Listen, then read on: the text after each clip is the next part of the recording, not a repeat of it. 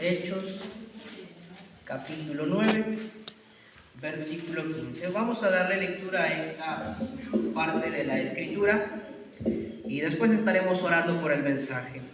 Leemos todos juntos Hechos capítulo 9, versículo 15. La palabra del Señor dice de la siguiente manera: el Señor le dijo: ve, porque instrumento escogido me es este para llevar mi nombre en presencia de los gentiles y de reyes y de los hijos de Israel. Amén.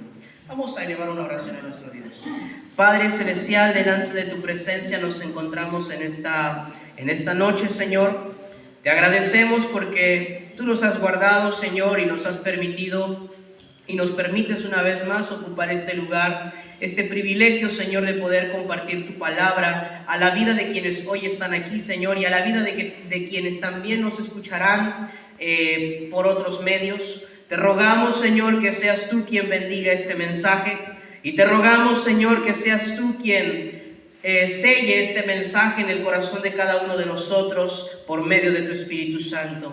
Que tu palabra, Señor, la cual se ha anunciado en sus páginas como viva y eficaz y más cortante que cualquier espada de dos filos, hoy pueda, Señor, venir y cambiar nuestra vida. Pueda venir, Señor, y moldear nuestro carácter. Hoy, Señor, entendemos y recordamos que somos barro en tus manos, oh grandioso alfarero. Te pedimos que sigas trabajando en nosotros, que cumplas tu propósito en nosotros y que este mensaje, Señor, pueda venir a traer paz, a traer aliento, a traer ánimo, a traer, Señor, arrepentimiento también, y que nuestras vidas comiencen, Señor, y prosigan en este camino, Señor, que hemos seguido desde hace algunos años. Yo te pido que este mensaje, Dios mío, sea para edificación de cada uno de los que estamos aquí, y que toda la gloria, toda la honra sea para tu santo y tu bendito nombre. En el nombre de nuestro Señor y Salvador Jesucristo. Amén. Amén. Aleluya. Pueden ocupar su lugar, mis queridos hermanos.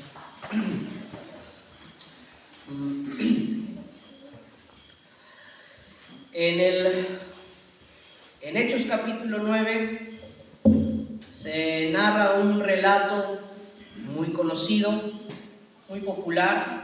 Cualquiera de los que hemos leído la Escritura conocemos de quién se habla al inicio de este capítulo, y mayormente del capítulo 9 en adelante.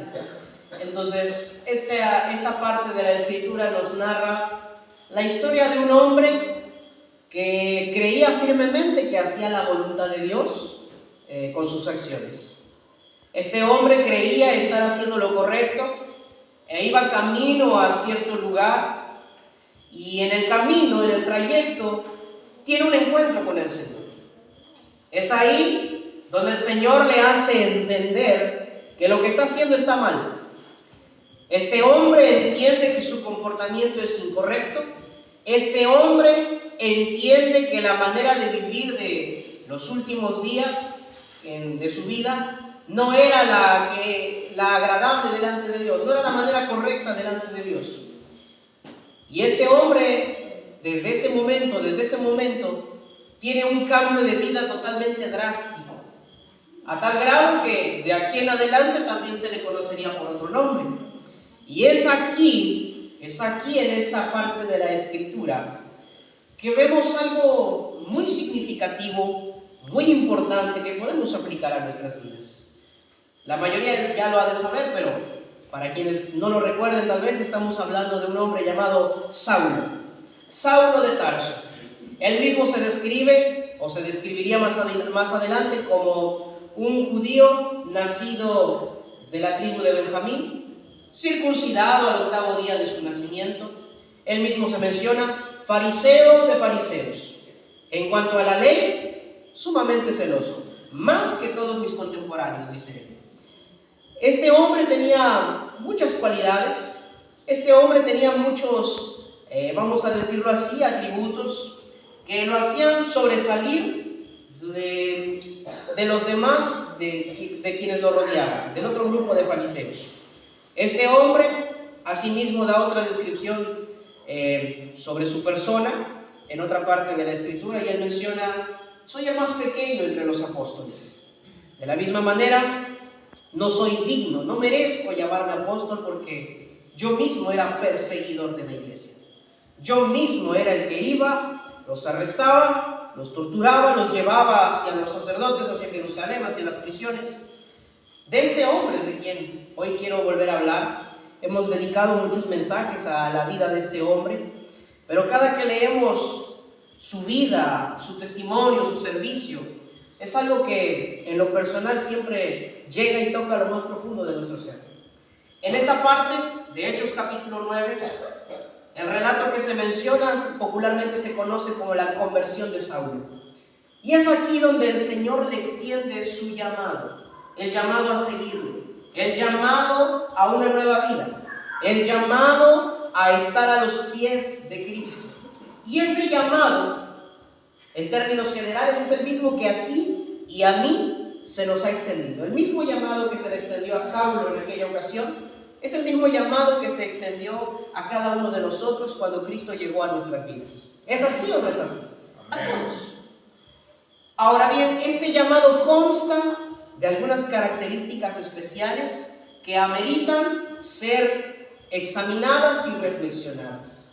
Es por eso que hoy quiero hablarte acerca de las características de nuestro llamado. Pregunto, ¿cuáles son las características de nuestro llamado? En la conversión de Saulo podemos encontrar tres características principales. Primero, encontramos su origen. Segundo, encontramos nuestro papel en ese llamado.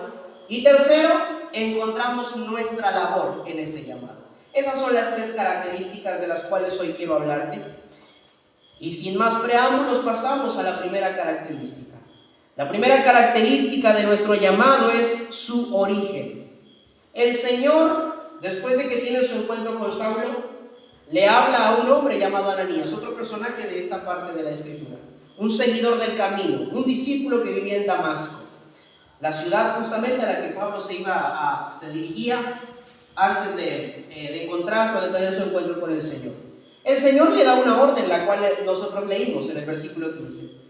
Desde antes le dice, mira, vas a ir a la casa de un hombre llamado Judas, vas a ir por la calle llamada derecha, y cuando llegues ahí vas a entrar y te vas a encontrar con un hombre llamado Pablo, llamado Saulo. Este hombre ora y ha visto en una visión que un hombre llamado Ananías va, le pone las manos y logra recuperar la vista. Después de que este hombre, Ananías, escucha la orden de Dios, dice rotundamente, no, yo no voy a ir. Señor, tú sabes de quién me estás hablando. Este hombre es enemigo de la fe. Hemos escuchado el mal que le ha hecho a los santos en Jerusalén y me pides que yo vaya a verlo y que lo sane, que le ponga las manos y que recupere la vista. El temor se apoderó de Ananías. Y entonces el Señor en el versículo 15 le da una orden sumamente interesante y le dice, ve, porque instrumento escogido me es este. Algo importante que quiero resaltar con esto es que cuando leemos la conversión de Saulo, este relato maravilloso, Saulo iba, dice la Escritura al inicio del capítulo 9, respirando aún amenazas de muerte. Su mente y su día a día se habían convertido en buscar cristianos, apresar cristianos y torturar cristianos. Esa era su vida. En eso pensaba, en eso meditaba. Y en cierta ocasión, en esta ocasión precisamente, cuando iba camino a Damasco por esas intenciones, es el Señor mismo quien se le aparece y entonces Saulo tiene un encuentro personal con el Señor. Saulo tiene un encuentro personal con el Señor que no es nada que debemos pasar por alto. En este momento, en esta parte de la historia, Saulo tenía un concepto de Jesús muy sencillo, el mismo que los otros judíos que no creían en él. Fue crucificado y se encontraba sepultado. Así que cuando Saulo se encuentra cara a cara con el Señor, porque dice que un resplandor de luz lo rodeó y en ese momento cae al suelo y escucha una voz que le dice, Saulo, Saulo, ¿por qué me persigues? Este hombre llamado Saulo automáticamente cambia su percepción de Jesucristo. Ya no lo consideraba como alguien que seguía muerto en el sepulcro, porque cuando él pregunta, ¿quién eres, Señor? La voz le contesta, yo soy Jesús, al que tú persigues. Este encuentro, esta epifanía sobrenatural que Saulo tiene, nos ayuda a entender el origen de su llamado. Quien se le aparece en el camino a Damasco es el mismo Señor Jesucristo, glorificado. Se le aparece en un resplandor de luz, y es tal la luz que cuando todo este encuentro termina, él queda ciego. Pero solamente él lo vio, solamente él tuvo la oportunidad de verlo y de escuchar de una manera entendible la voz del Señor. Porque quienes acompañaban a Saulo escuchaban de alguna manera un ruido, una voz, pero no la lograban entender. Lo que quiero expresar y explicar con todo esto es que fue el Señor quien se le apareció a Saulo, y el mismo Señor lo llama, lo comisiona. El origen de nuestro llamado, mis hermanos, no es humano. El origen de nuestro llamado es divino, pues es Dios mismo quien nos ha llamado a su presencia, dice la Escritura. Él es el que nos ha llamado. Él nos llamó de las tinieblas, o nos sacó de las tinieblas a su luz admirable, dice la Escritura. El origen de nuestro llamado es divino, y esa es la primera característica que quiero que tú entiendas. El apóstol Pablo entendía esto completamente, a tal grado que en varias ocasiones lo menciona, y él entiende que su llamado, que su ministerio y que todo lo que hace es por la gracia de Dios y porque Dios así lo ha determinado. En una parte de la Escritura, que es Gálatas capítulo 1, versículos 15 y 16, vemos que el apóstol Pablo escribe lo siguiente: pero cuando agradó a Dios, que me apartó desde el vientre de mi madre y me llamó por su gracia, revelar a su Hijo en mí. El apóstol Pablo entendía desde ese momento, desde ese encuentro, este hombre dejó de buscar hacer su voluntad y comenzó a procurar la voluntad del Señor, y entendía que todo es por gracia. A tal grado que a los Gálatas les escribe: yo estoy consciente de esto. A Dios le agradó el revelar a su Hijo Jesucristo en mí, y para esta tarea me apartó, dice el apóstol, aún cuando estaba en el vientre de mi madre. El apóstol Pablo comprendía el origen de su llamado y comprendía que ese llamado no tenía una simple dirección humana, que no venía de ningún ser humano, venía de Dios mismo, venía única y exclusivamente de nuestro Señor, venía única y exclusivamente del soberano, del creador del universo. Él mismo menciona, mis hermanos, en varias otras partes de la Escritura, cómo le atribuye y le da las gracias a Dios, cómo le atribuye y dice: yo soy apóstol de Jesucristo, soy siervo de Dios, soy apóstol de los gentiles por la gracia de Dios. ¿Por qué les hablo de todo esto? Porque la primera característica es sumamente importante para poder entender las otras dos. Nuestro llamado no es humano, es divino, lo vuelvo a repetir, pero sabiendo esto, ¿por qué a veces nosotros tratamos nuestro llamado como si fuera poca cosa? Sabemos que el que nos ha llamado es Dios. Sabemos que el que murió por nosotros en aquella cruz es el Hijo de Dios, y que hoy se encuentra sentado a la diestra del Padre, que Él es soberano, que algún día regresará. Lo entendemos. Pero a veces en nuestra vida diaria, en nuestra vida cotidiana, solemos ignorar ese llamado como si fuera poca cosa. Y más aún, como si fuera poca cosa aquel que nos ha extendido el llamado. Por ello, quiero que empieces a reflexionar sobre cómo eres tú con respecto al llamado que se te ha dado. ¿Cómo eres tú desde que tuviste aquel encuentro maravilloso con nuestro Señor Jesucristo? ¿Has entendido que todo es por gracia? ¿Has entendido que fuiste llamado de una manera divina, sobrenatural? Tal vez ni a ti ni a mí se nos ha aparecido Jesucristo glorificado como le pasó a Saulo. Pero de que tuvimos un encuentro personal con Él, tuvimos un encuentro personal con Él. Y hoy vive en nuestros corazones, queridos. Entonces necesitamos recordar eso. Nuestro llamado es divino. Nos ha llamado el Rey de Reyes, el Señor de Señores. No podemos ignorarlo y no podemos tratarlo como cualquier cosa. porque Él es sumamente grande y digno de ser alabado, digno de recibir toda la honra, toda la gloria, y el apóstol Pablo nos lo demuestra. A tal grado que de aquí en adelante dejó de llamarse Saulo y comenzó a llamarse Pablo, y desde ahí en adelante dijo: yo vivo, ya no vivo yo, mas vive Cristo en mí. Esa es la primera característica de nuestro llamado, y quiero que la recuerdes. La segunda característica de nuestro llamado, querida iglesia, es nuestro papel. Cuando hablo de nuestro papel me refiero a nuestro rol, a nuestra posición en este llamado. Porque tal vez muchos dicen: sí, yo entiendo que Dios me llamó, tuve un encuentro sobrenatural con Cristo, puede ser pastor, puede ser predicador, puede ser un congregante. No hay ningún problema y no hay ninguna acepción de personas para este llamado. Este llamado es general. Pero hay quienes a veces olvidamos nuestro papel en ese llamado. ¿Cuál es nuestra posición? En el versículo que leímos, vemos que el Señor le dice a Ananías: levántate, ve al lugar al que te estoy diciendo. ¿Por qué? Porque aquel hombre que está orando y que lleva 3 días sin comer es un instrumento escogido por mí. Eso es lo que dice el Señor a Ananías: ve, porque aquel hombre me es un instrumento escogido. ¿Cómo describe el Señor a Pablo? Como un instrumento. Como un instrumento. Ahora, esta palabrita instrumento es una palabra interesante. Proviene del griego eskeus. El griego eskeus es una palabrita que tiene diversos significados y connotaciones muy importantes a lo largo de todo el Nuevo Testamento.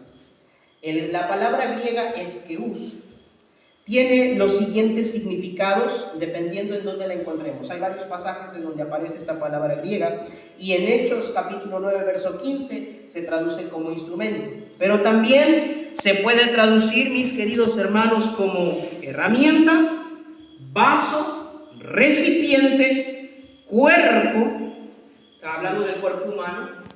Y estos son los significados y las traducciones que se les dan: vaso, recipiente, instrumento, herramienta y nuestro mismo cuerpo. Esos son los significados que tiene la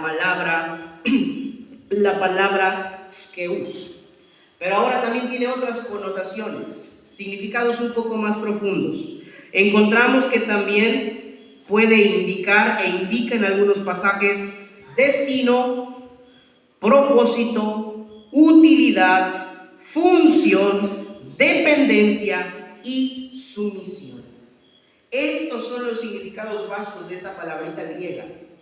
Cuando el Señor le da la orden a Ananías para ir y ver a Saulo, le dice: él es un eskeus, escogido por mí.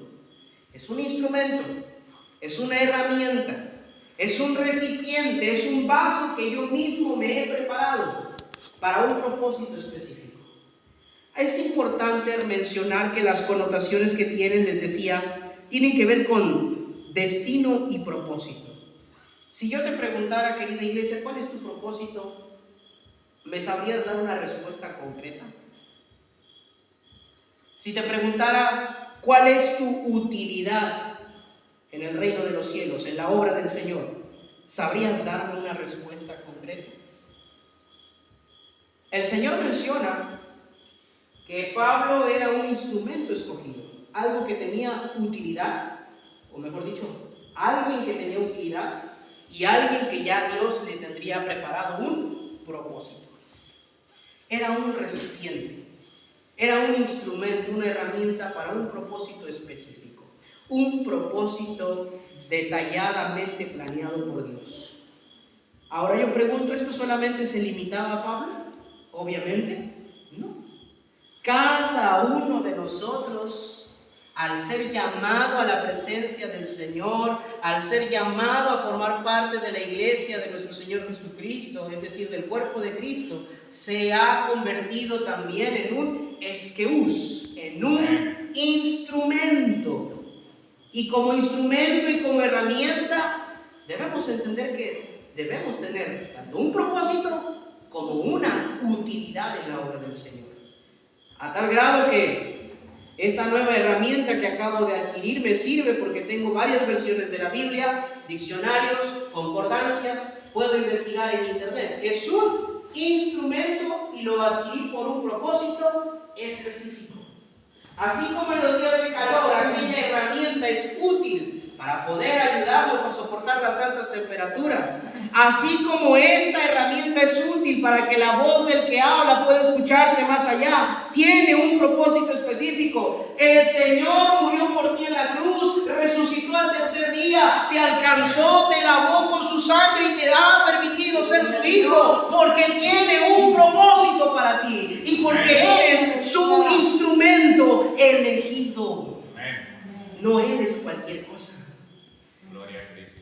Eso es lo primero que quería que entendieran, pero ahora viene lo segundo, la posición. Bueno, sí soy un instrumento, qué hermoso, pero eso tiene otra parte importante.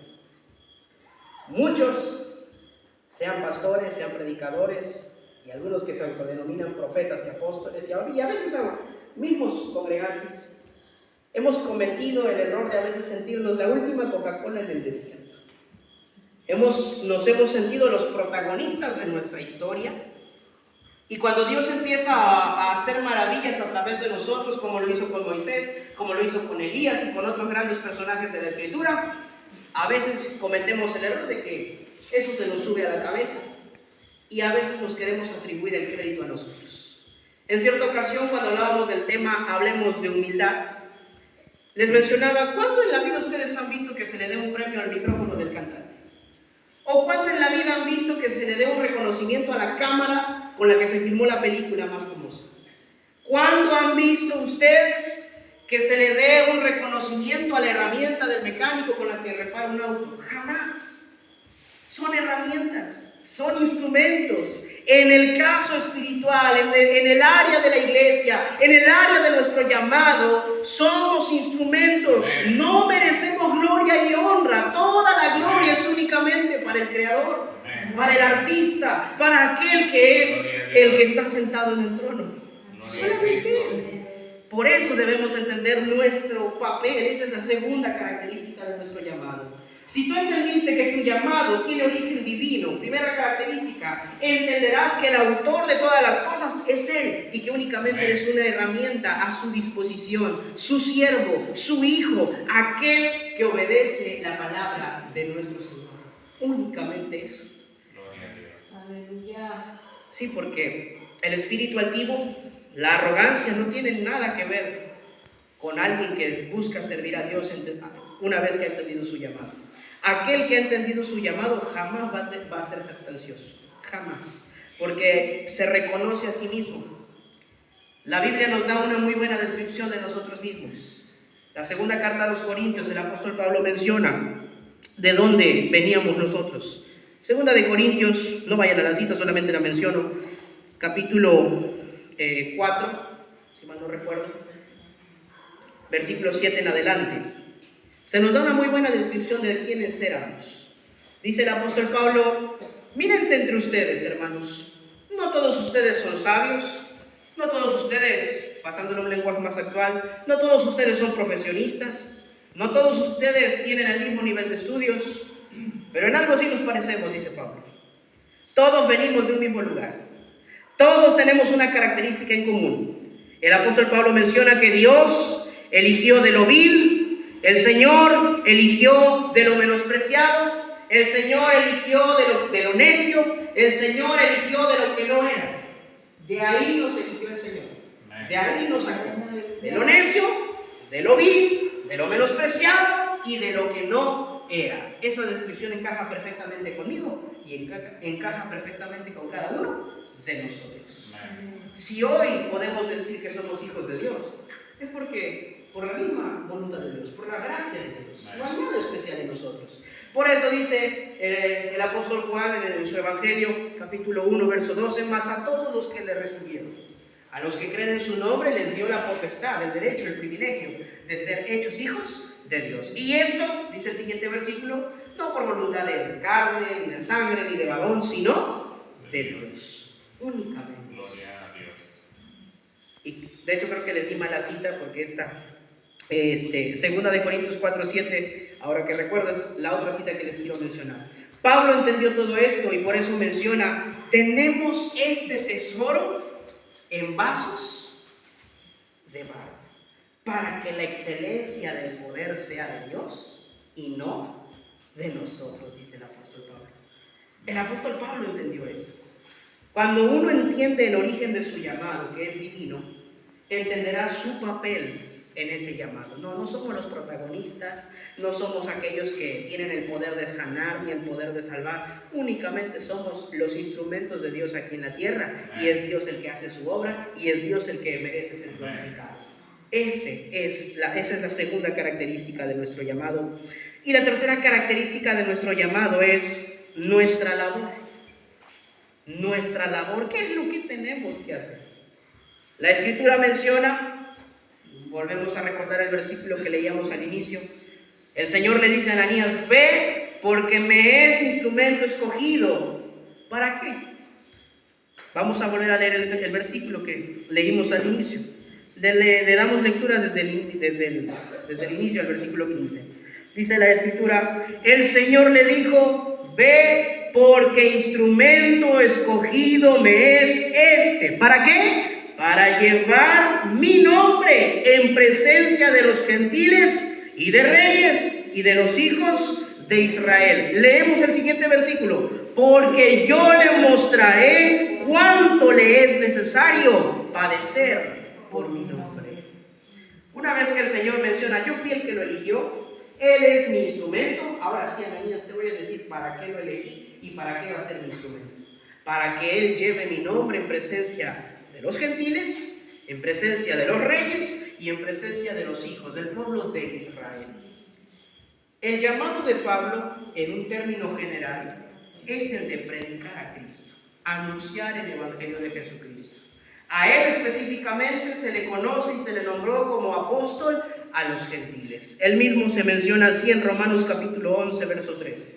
Yo soy apóstol a los gentiles, dice el apóstol, y por eso honro mi ministerio, dice en Romanos 11, 13.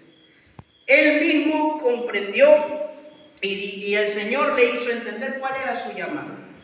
Mientras Pedro predicaba a los judíos, Pablo se dirigió hacia los gentiles. Vamos a analizar un poquito lo que el Señor hizo a través del apóstol Pablo. Cómo este instrumento fue maravillosamente usado para la gloria de Dios. A tal grado que vemos que el apóstol Pablo nos dejó escritas 13 cartas, de las cuales se compone la mayoría del Nuevo Testamento.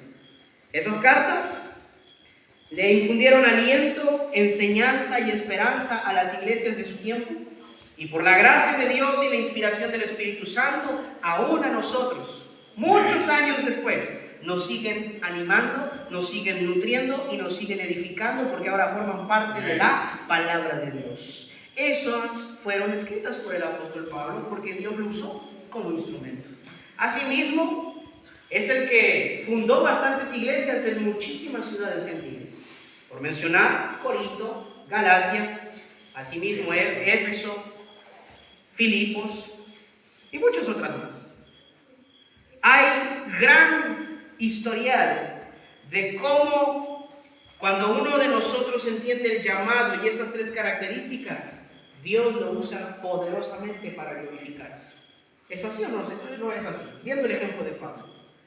Es aquí donde venimos a también mencionar que el mismo Señor le menciona a Ananías, sí, yo lo voy a usar para que vaya y predique mi palabra y predique mi nombre ante los gentiles, ante los reyes y ante los hijos de Israel. Predicó o expuso el evangelio ante Herodes Agripa, el cual le dijo, por poco me persuades a ser cristiano.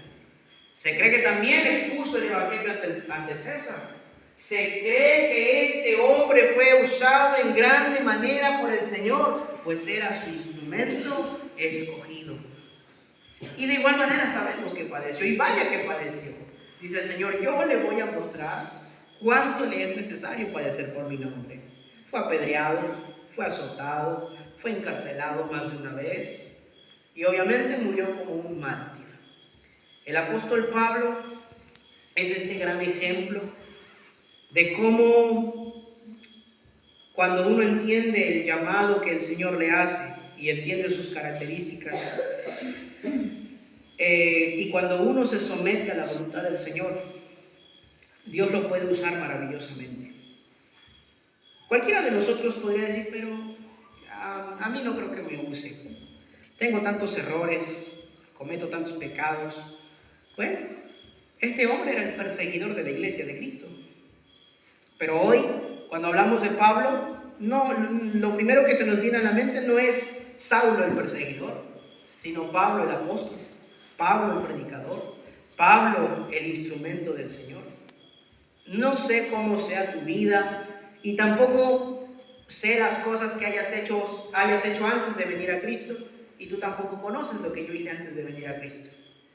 Pero sí entendemos que antes de Cristo éramos de lo vil, de lo necio y de lo menospreciado. Pero cuando Cristo llegó a nuestras vidas, y si tú has entendido tu llamado, y si hoy entiendes que tu llamado es de origen divino, es Dios el que te llamó, que asimismo tú eres su instrumento, o sea, ese es tu papel, y que tu llamado es predicar a Cristo, si tú lo entiendes y como buen instrumento te sometes a Dios y dependes de Él totalmente, créeme que el Señor va a usar en grande manera tu vida, porque ese es el papel, esa es la labor de nuestro llamado, ser un instrumento escogido para la gloria del Señor, mis queridos hermanos. Y nosotros también tenemos esa labor de predicar a Cristo, como lo hizo Pablo. La Escritura nos menciona en dos partes: Apocalipsis capítulo 1, versículos 5 y 6, y en la primera carta de Pedro, capítulo 2, verso 9, se nos menciona que el Señor nos ha hecho reyes y sacerdotes. En Apocalipsis dice más o menos así: con tu sangre nos has redimido, nos perdonaste, nos lavaste de nuestros pecados y nos has hecho reyes y sacerdotes para la gloria de Dios.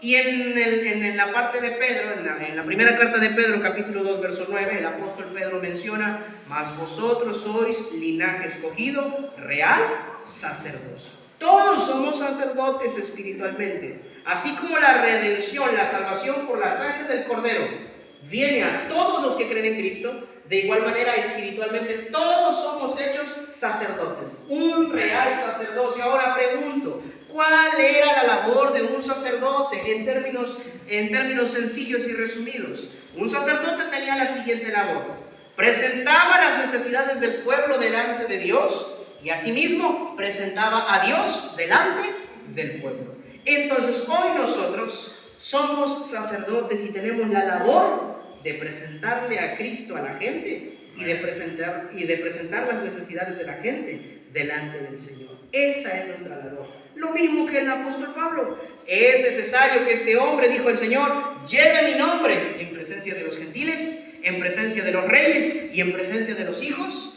de Israel. Yo no sé para qué te vaya a usar el Señor. Tal vez te va a poner enfrente a una persona importante, pero mayor es el que está contigo que el que está contra nosotros. Si tú te dejas usar por el Señor, entiendes tu llamado, entiendes el origen, entiendes tu papel y entiendes tu labor, no importa que venga delante de ti el mismo presidente de cualquier país que quieras. Dijo el Señor en el Evangelio de Mateo, no recuerdo bien el capítulo: no se preocupen por lo que ustedes vayan a tener que decir. Los van a llevar ante los reyes, los van a llevar ante las sinagogas, pero el Espíritu les va a decir lo que tienen que decir. Él es el que nos va a guiar. Querida iglesia, necesito que tú y yo comprendamos esto. En conclusión, estas son las características de nuestro llamado. Nuestro llamado tiene un origen divino, es Dios quien nos llama. Nuestro llamado, en nuestro llamado tenemos un papel, somos instrumentos, no somos los protagonistas, somos las herramientas del que es el verdadero protagonista y del que merece la honra y la gloria. Y asimismo nuestra labor es predicar a Cristo como iglesia. Esa es nuestra labor, predicar a Cristo, anunciar las virtudes de aquel que nos llamó de las tinieblas a su luz admirable. Esa es nuestra labor, de aquí hasta que el Señor nos mande a su presencia. Y esto podrás decir: pero yo no soy como Pablo, yo no soy predicador, yo meto a Moisés al arca, o digo que es Sansón el que mató a Goliat, yo no sé predicar. Bueno, no es necesario saber predicar tanto con las palabras. Yo sé que hay quienes tal vez no saben leer, hay quienes no tienen el mismo grado de estudios que los demás, pero sí hay algo importante, y es por eso que nos congregamos, y es por eso que escuchamos la palabra del Señor cada que hay un servicio, para que la palabra cobre vida en nosotros. Tal vez no podremos predicar mediante nuestros labios, pero una vida donde haya un buen testimonio acorde a la palabra de Dios es la predicación más poderosa que hay, porque la gente que está allá afuera va a ver tu comportamiento y a través de tu comportamiento va a entender que hay alguien que ha obrado en ti. Si antes eras una persona de lo peor, hoy ya tienes que presentar un cambio, y la gente entenderá que ese cambio de que eras lo peor a que ahora eres alguien mejor no es por ti, no es por tus fuerzas, es porque tú has publicado que Cristo llegó a tu vida. Es la mejor predicación que existe, es la mejor predicación que existe, un buen testimonio. Entonces, querida iglesia, no hay excusa. Tal vez no sepas predicar ni homiléticamente, hasta a mí me falla, pero sí, un buen testimonio es obligación y responsabilidad de todos, porque tenemos al Espíritu Santo en nosotros. Él nos guía, Él nos ayuda, Él nos enseña, Él nos convence. Tenemos al mejor maestro viviendo en nosotros y necesitamos aprender eso, querida iglesia. Entonces, hoy tú y yo debemos reflexionar sobre cómo ha sido nuestra vida y cómo hemos llevado a cabo nuestro llamado en estos años. ¿Realmente has reconocido el origen de tu llamado? ¿Realmente has reconocido que es el Señor el que te ha llamado a un propósito especial? ¿Realmente has comprendido que eres el instrumento y no el protagonista? ¿Realmente has comprendido tu labor y por ende la has estado realizando? ¿O se nos ha olvidado por completo nuestra labor de predicar a Cristo? Hoy me gustaría que tú y yo le hiciéramos la misma pregunta que Pablo le hizo al Señor en ese momento. En Hechos capítulo 9 se nos narra que cuando Saulo es envuelto por aquella luz radiante y resplandeciente, cae al suelo y después de preguntarle ¿quién eres, Señor? Y el Señor le dice: soy Jesús a quien tú persigues. Dura cosa te es dar cosas contra el aguijón. El Señor, Saulo le menciona: Señor, ¿qué quieres que haga? Eso es lo que me gustaría que tú y yo hoy le preguntáramos al Señor en nuestra oración. Señor, ¿qué es lo que quieres que haga? Creo que cada uno de nosotros conoce su vida, su testimonio.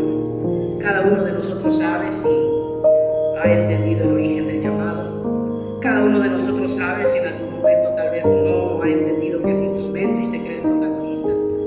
He tenido que aprender en mis primeros años predicando que eso no era así. En mi madurez yo me creía autosuficiente porque podía dar una exposición en 5 minutos, pero Dios tuvo que ir y sigue tratando conmigo. Me enseñó a depender de Él y me enseñó a que no